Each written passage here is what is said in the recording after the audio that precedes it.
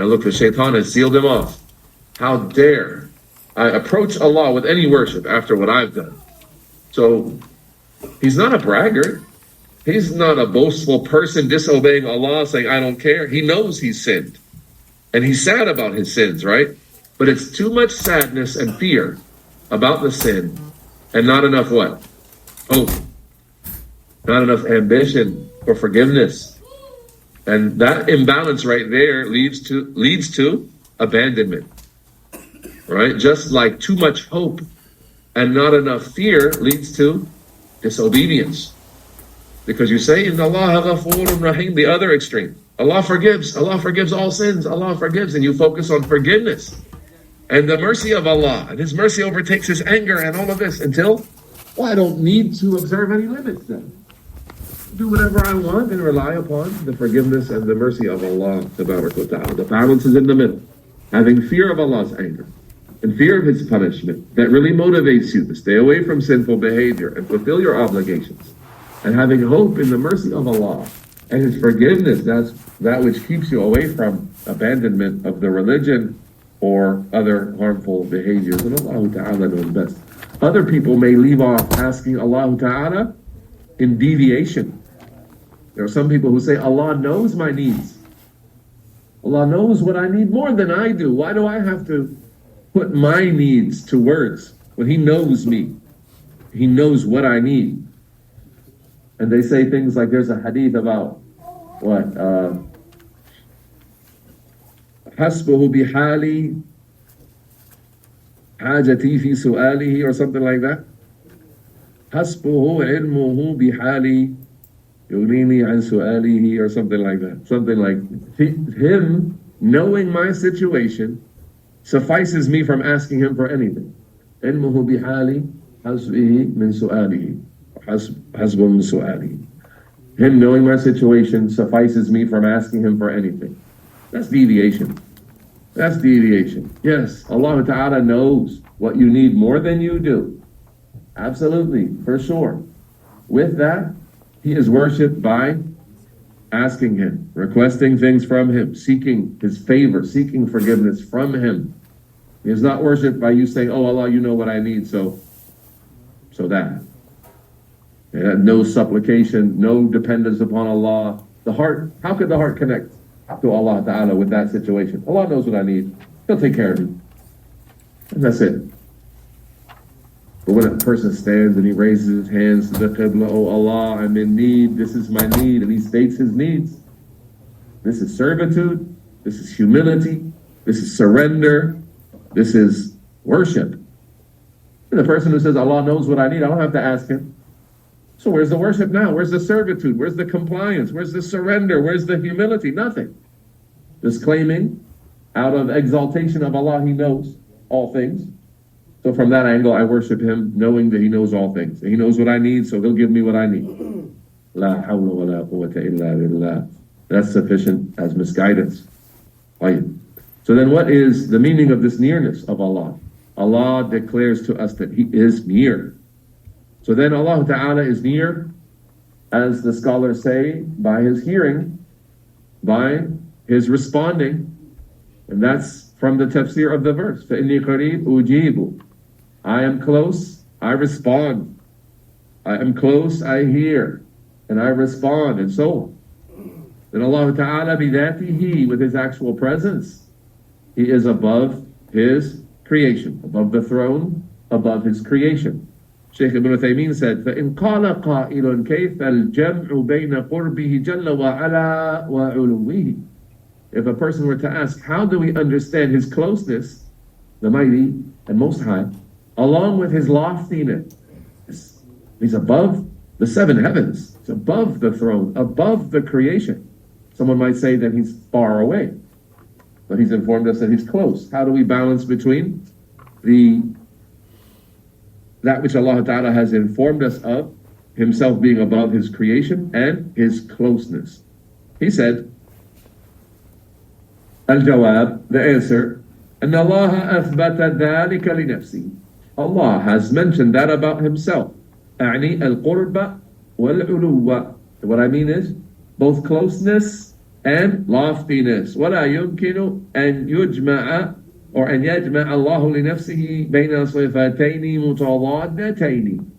It's not possible that Allah would tell us about two attributes that don't coincide, that cannot work together for himself.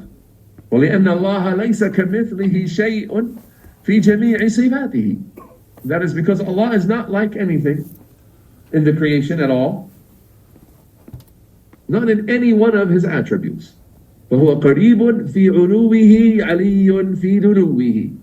So he is close in his loftiness, and he is lofty in his closeness. And that's how the Salaf used to explain it. Affirm both. Affirm both for Allah Ta'ala as he has affirmed them both. And don't subject that to your philosophy, which is based on your understanding of how human beings are. If I told you there's someone who's 600 miles away, but he's close, you would say, no, he's far. 600 miles away is far. But the idea? Can't be 600 miles away and close at the same time. Well, that's human beings. You need to apply that to your Lord. Then your foundation is tashbih. You're considering Allah firstly based on having human attributes, and now you're accepting one and rejecting the other. That's the very beginning point of all deviation. But rather accept whatever Allah Ta'ala has described himself with. He knows best about himself. He has not described himself with anything contradictory. Barakallahu feekum. And so from the lawazim al-qurb, from that which is understood necessarily from him being close, is hearing all things, seeing all things, responding to supplications, aiding and supporting his believing worshippers at their time of need. We thank Allah Ta'ala for that.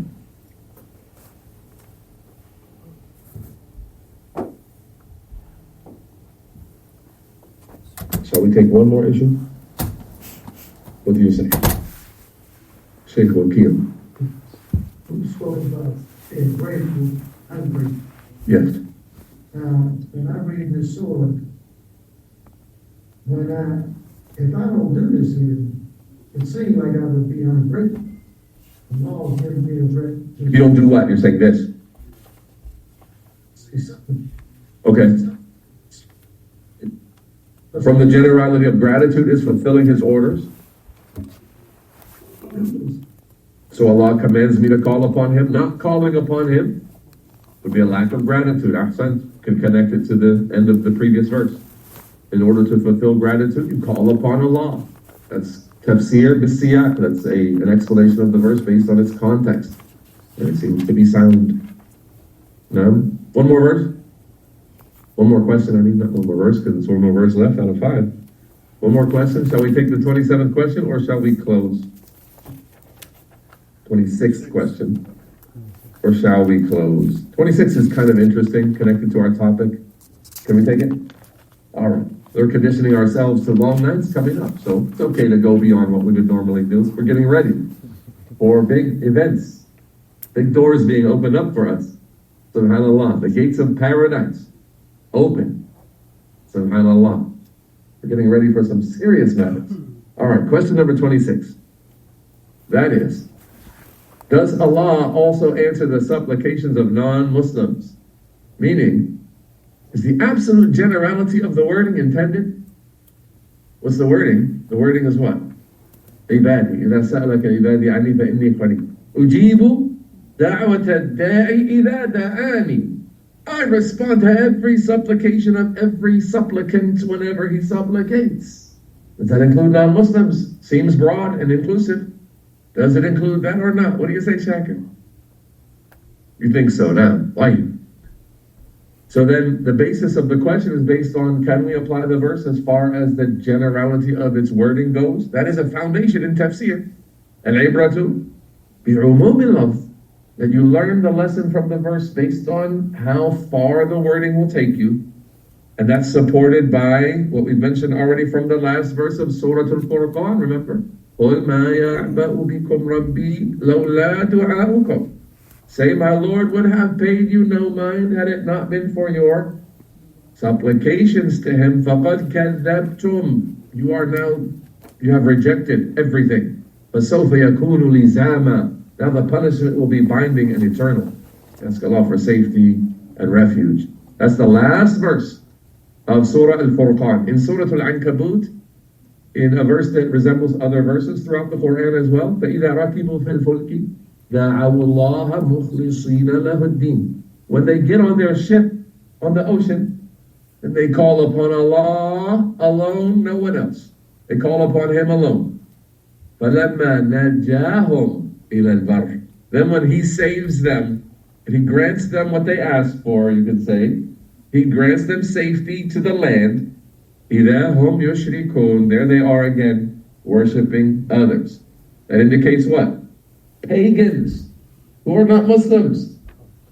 They call upon Allah at a time of need, and they call upon Him alone, and they get their dua answered. A further indication of that is found in the hadith of Anas ibn Malik, in the version collected by Imam Ahmad in his Musnad. The Prophet ﷺ told Mu'adh, ittaqu da'wata al-mazlum. Be afraid of and protect yourself from a supplication by an oppressed person. Meaning someone you oppressed. Don't commit oppression. That's the goal here. وَإِن كَانَ كَافِرًا. In this version of the hadith he says, even if he's a disbeliever, فَإِنَّهُ لَيْسَ دُونَهَا حِجَابٌ. As there is no screen between it and Allah. There's no screen between Allah and that supplication. And Shaykh Al-Albani calls that wording Hasan, authentic, in Silsilatul Ahadith As-Sahiha, number 767. Shaykh Ibn Uthaymeen, he said, وَمِنْهَا, from the benefits of this verse, أَنَّ مِنْ شَرْطِ إِجَابَةِ الدُّعَاء, from the stipulated conditions that must be found in the supplication, أَنْ يَكُونَ الدَّاعِي صَادِقَ الدَّعْوَةِ فِي دَعْوَةِ اللَّهِ عَزَّ وَجَلَّ. That the supplicant, the one who supplicates, must be genuine in his supplication, truthful and genuine in his supplication, calling upon Allah alone, the mighty and majestic, بحيث يكون مخلصا مشعرا نفسه بالافتقار إلى ربه. As he makes himself to be sincere and one who senses his dire need of his Lord. ومشعرا نفسه بكرم الله, reminding himself and being aware within himself of the grace and favor of Allah upon him. وَجَوْدِهِ, and His goodness. بِقَوْلِهِ تَعَالَى إِذَا دَعَانِي. That's all based on the statement of Allah, whenever He calls upon me, meaning with these attributes. So generally the non-Muslims don't have this, but they might have it sometimes. That's the idea. They have partners that they call upon, they have their saints, they have their trinities, they have their objects of worship that they call upon. But then when there's a very serious circumstance, often, and not always, they forget all of those deities.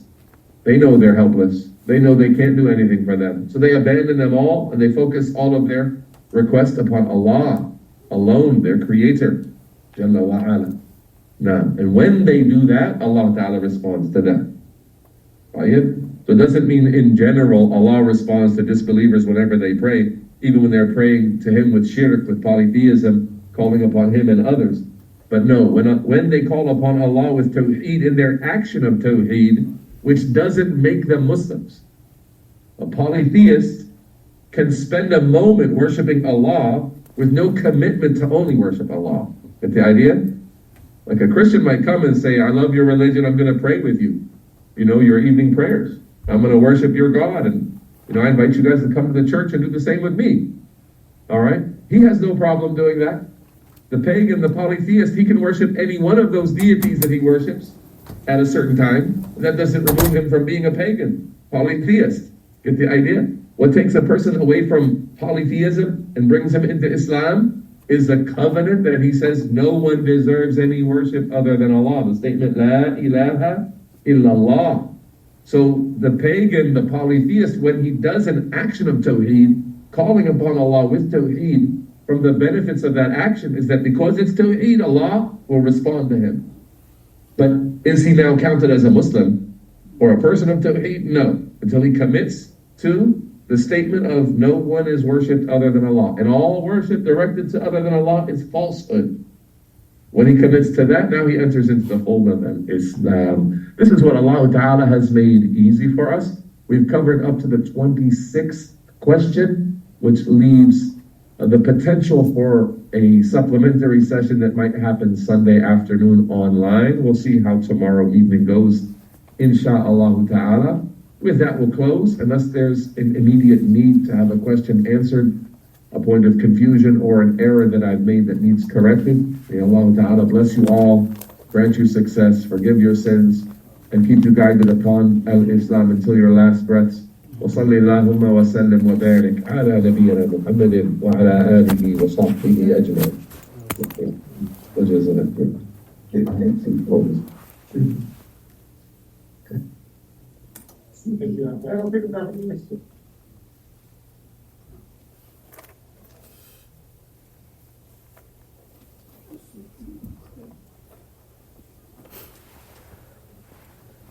Pizza is on the way.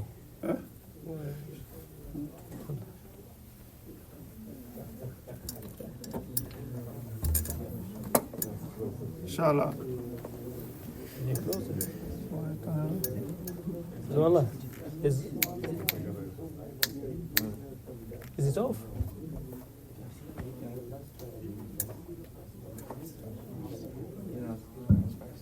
Yeah, inshallah, the pizza is on the way. Please,